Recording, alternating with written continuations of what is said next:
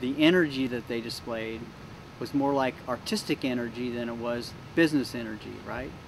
And so, what I learned with them is, okay, how did you take advantage of that artistic energy and make it constructive rather than destructive? A lot of entrepreneurs will get a company to a certain point, they can't take it any further because they don't have any kind of a formal background to do that, and they really don't know how to manage or create a management team or do the things that are necessary.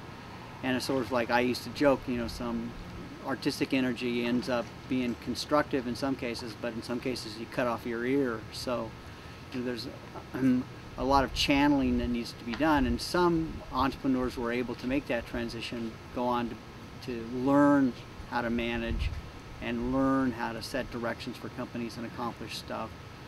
But there were plenty of them who didn't, and what you had to do is find a role for them. Maybe they were the best salesperson in the entire company, so you channeled them into that, right, and got them the hell out of management.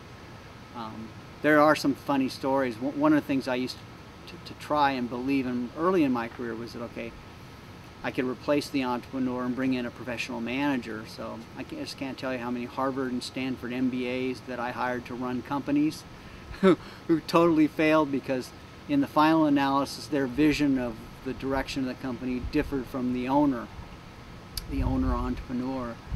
And so that tension just kept increasing, and you could always tell after about the second or third year they started not to get along, and the honeymoon was over, and there wasn't any doubt about who was going to leave, because the guy who owns the shares in the company is the one who ultimately sets the direction and survives. So I sort of eliminated that as a pat solution. Is no matter how talented or smart the professional manager was, it really wasn't able to, until a whole nother stage, wasn't able to replace that entrepreneurial energy.